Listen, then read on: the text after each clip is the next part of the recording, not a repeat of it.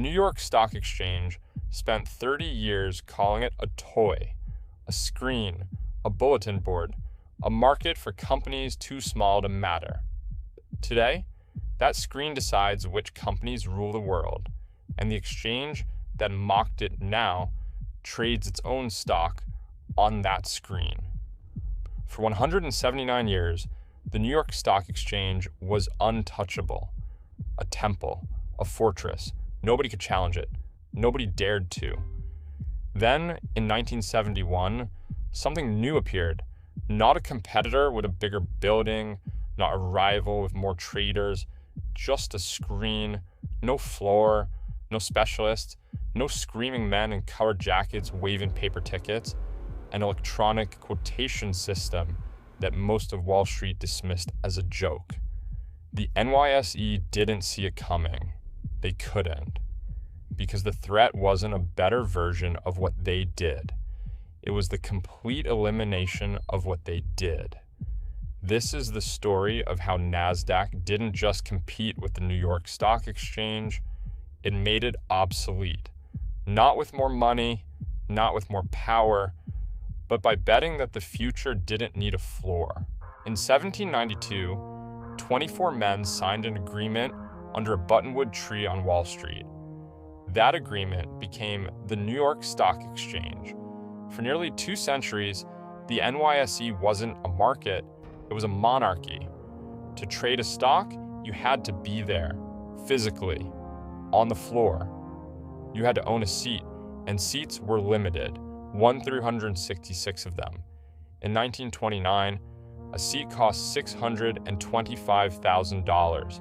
In today's money, that's over $11 million, just for the right to walk onto the floor. The floor itself was chaos by design, hundreds of men shouting orders, hand signals flying, paper tickets raining down. But inside that chaos was a system. At the center of every stock was a specialist, one human being, standing at one post, responsible for maintaining a fair and orderly market. If you wanted to buy IBM, you went to the IBM post. If you wanted to sell General Motors, you went to the GM post, face to face, voice to voice. The specialist saw everything, every order, every price, every panic. They were supposed to be the guardians of the market, the adults in the room. For 179 years, nobody questioned whether this was the best way to trade, because it was the only way anyone knew. But here's what nobody talked about. The system had a flaw built into its foundation. The specialists saw every order before anyone else. They knew what you wanted to buy before your trade executed. They knew what you wanted to sell. They knew the panic in the room before you did, and they were allowed to trade for themselves. Let that sink in.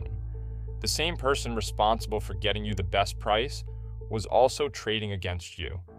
The NYSE called this maintaining a fair and orderly market. In theory, the specialist stepped in when there was no buyer, no seller, providing liquidity when the market needed it. In practice, they had a window into the entire market that nobody else could see. It was a system built on trust, on the assumption that these guardians would never abuse what they knew.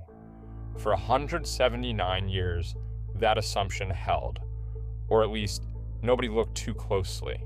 February 8th, 1971. The National Association of Securities Dealers flips a switch. NASDAQ goes live. No floor, no trading posts, no specialists, no paper. Just a computer network connecting dealers across the country. It wasn't even called an exchange at first.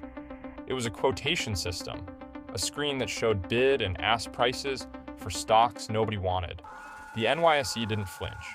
Why would they? NASDAQ listed companies too small, too young, too risky for the big board. Penny stocks, speculative garbage, companies with no earnings, no history, no pedigree.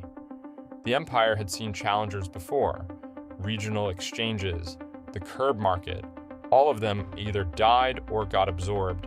NASDAQ was different. Not because of what it was in 1971, because of what it enabled. An electronic market has no floor, no seat limit, no velvet rope. Any dealer, anywhere, could participate. The cost of entry wasn't $11 million for a seat. It was a terminal and a phone line. The empire had built walls to keep competitors out. NASDAQ simply walked through a door the empire didn't believe existed. For the first decade, the NYSE had a word for NASDAQ. They called it the OTC market, over the counter, like medicine, like something you bought at a drugstore. The message was clear. This isn't a real exchange. This is a bulletin board for companies that can't get listed here. And they were right. In 1971, the total market value of every company on NASDAQ was a rounding error compared to the NYSE. The empire had General Electric, AT&T, US Steel, the companies that built America. NASDAQ had a few hundred companies most people had never heard of, but here's the part of the story most people forget. NASDAQ wasn't trying to beat the NYSE at the NYSE's game. It was playing a game the NYSE didn't even recognize. The NYSE measured power by the size of the companies it listed today. NASDAQ was building infrastructure for the companies that would exist tomorrow, and those companies were starting to appear. They didn't make steel. They didn't lay railroad tracks. They didn't drill for oil. They made computers, software, chips, and they had no interest in the floor. 1980, Apple goes public, lists on NASDAQ. Microsoft goes public, lists on NASDAQ. Intel was already there. These weren't just companies, they were the beginning of a new economy. And NASDAQ didn't just list them, it became them. When you thought of technology, you thought of NASDAQ. When you thought of the future, you thought of NASDAQ. The NYSE still had the giants, IBM, General Motors, Exxon. But the giants were getting old, and the new giants weren't going anywhere near a trading floor. Here's why. NASDAQ charged lower listing fees, fewer regulatory hurdles, and most importantly, it understood them. The NYSE demanded quarterly earnings history, board independence, formal governance. These tech companies were run by founders in jeans. They didn't want to ring a bell on a marble floor surrounded by men in suits. They wanted to list on an exchange that felt like the future they were building. NASDAQ offered that. The empire still didn't see the threat. They thought they were winning because they still had the biggest market cap. They were measuring the wrong thing. But the real story wasn't NASDAQ's rise. It was what investigators would soon find hidden inside the empire itself, a betrayal that would rot the NYSE's oldest argument from the inside. We'll get there. First, watch what the flood did, 1995 to 2000. The dot-com boom, and NASDAQ becomes a weapon the NYSE never anticipated. Every internet company, every startup with a .com in its name, listed on NASDAQ, Amazon, Yahoo, eBay, Netscape. The NASDAQ Composite Index rose 600%. It wasn't just an exchange anymore. It was the scoreboard for the new economy. The NYSE watched from across the street as a generation of wealth was created on the other side, and they couldn't get in. The tech companies didn't want them. The founders didn't trust them. The venture capitalists told their portfolio companies, go to NASDAQ. NASDAQ had done something the empire never expected. It had built a brand, not a building, not a history, a brand. The NYSE was your grandfather's stock market. NASDAQ was tomorrow. And for the first time in 200 years, the empire looked slow, old, irrelevant. The floor that had once been a symbol of power was now a symbol of the past. Men shouting in colored jackets while the real money moved through screens. October 1999, the Dow Jones Industrial Average does something unthinkable. It adds Microsoft and Intel to the index. NASDAQ stocks. In the Dow. The index the Wall Street Journal created in 1896, the benchmark of American industrial might, the empire's own scoreboard. And now it was counting NASDAQ companies because the truth was undeniable. You couldn't measure the American economy anymore without measuring the companies that traded on NASDAQ. The NYSE had spent 30 years dismissing NASDAQ as the minor leagues.